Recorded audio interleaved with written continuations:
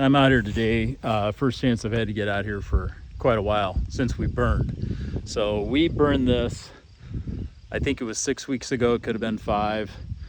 I'll have to go back and look at the video to know for sure, but I do have a video of the burn. We burned this prairie restoration pretty late in the year, later than I would have preferred, but time and circumstances just didn't work out to get out here any earlier. So I thought I'd take you for a little tour of what it looks like now. So hang on and we'll go for a ride. What you can see here is a lot of strong grass growth. There's a variety in here.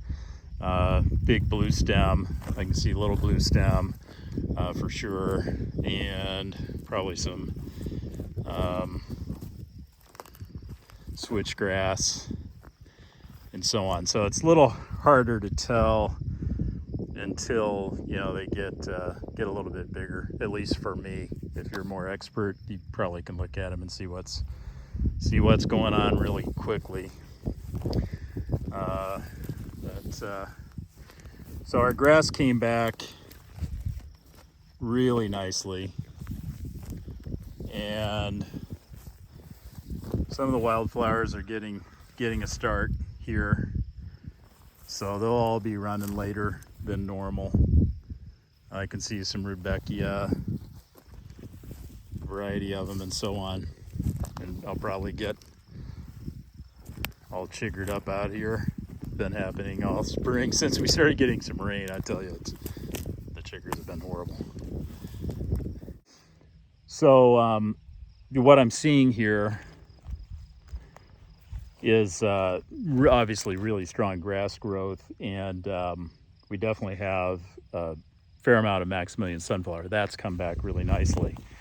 The forbs, wildflowers in other words, they're definitely set back. I see them in here. They're I won't say they're struggling. They're just set back. And the point I would make is we had so much matted organic material here that I think they would have been set back in any case, just because they were not getting sunlight. And we definitely burned later than I wanted to. I much rather would have been mid-March or earlier. I just didn't have the time to get here and do it. And then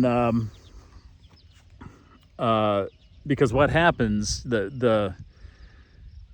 I burned after the first summer of growth, when we had massive amounts of foxtail, and so much foxtail, it was really a field of foxtail, and I thought we were destined for failure. What happened though, I did burn it. That second year, I would say we took care of at least 90% of that foxtail was gone. And but what happened is, by burning in that time, we burned at the end of January. We just had a perfect opportunity to do it.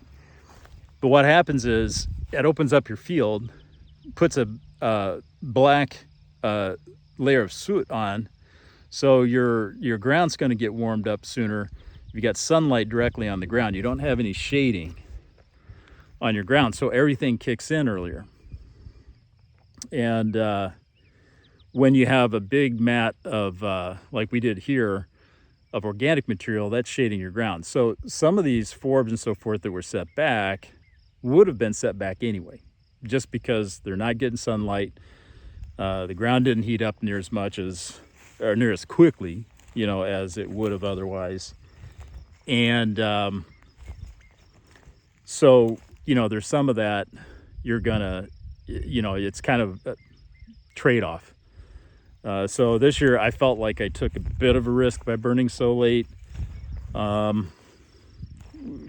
think it's going to be another month to really tell if I did any damage, so to speak. The way I'm looking at it right now, I didn't. I think it looks good, and I don't think we're going to get the wildflowers that we normally would, but I am really, I'm sure we're gonna, come a year from now, that'll all be back nice and strong. So I've had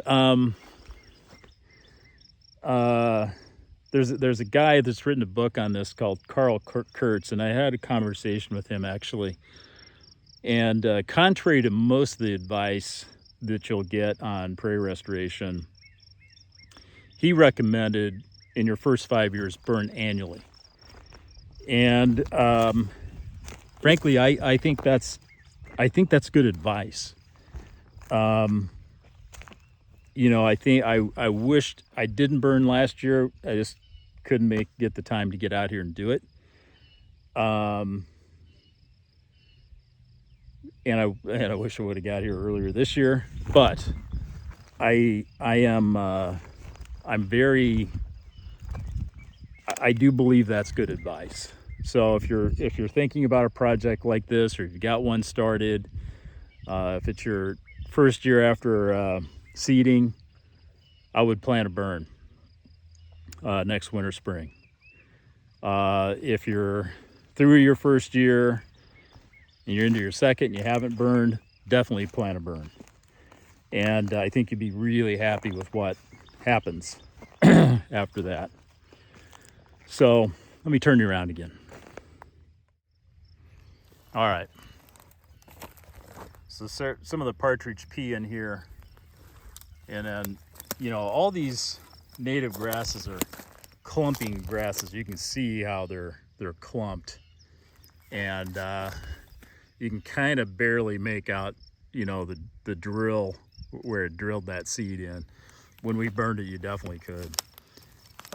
So, you know, we're still large, you know, a lot of this is still largely that originally planted grass, but we're starting to spread it around. But what happens as these clumps grow in size, your weedy stuff has less, you know, less room to grow, which is good. I think it's good. So I am seeing some of the forbs coming back here, and I think we're going to be real happy with the results in the end. So now on to the next project. I'm out here for a couple of reasons. One, I wanted to, you know, just verify that I didn't kill the prairie by burning late, and I didn't. And I made a split on the beehive the other day, and I moved the split, the original hive out here, actually, not the split. But I'll kind of show you what's going on there real quick, and then I'm going to get out of here. So I moved this hive out here this morning, and I had taken a split off of it, and I wanted to get it out of the bee yard back at the house. So I had moved it temporarily, and then I thought, well, I'll bring it out here. So I'm real interested to see how it goes. Mainly, we've got out here, there's a lot of Dutch clover in bloom, a lot of yellow sweet clover in bloom. There's quite a bit of field clover that's getting ready to bloom. So I'm real interested to see how they do out here. So time will tell. The biggest thing, now I'm 95% sure that I got the queen in there and not in the split. But if I didn't, my only concern is there's definitely was eggs in there, but so they'll make a new queen, but getting her mated out here might be a challenge. So I don't know. Time will tell. Patience is your friend. Worst case scenario, I buy a queen in and requeen the hive. So anyway, well, that's what's going on at the Frog Hair Farm right now. I gotta pack up and get back into town, but you know, the burn, I'm pleased with that. I'm glad I brought the hive out here. I think we'll, you know, see how they do. I think these girls are going to like it. There's quite a bit of resources out here right now. And I'm very interested to see what happens when the soybeans start blooming here in you know, a month and a half or two, something like that. Anyhow, have a good one. Thanks.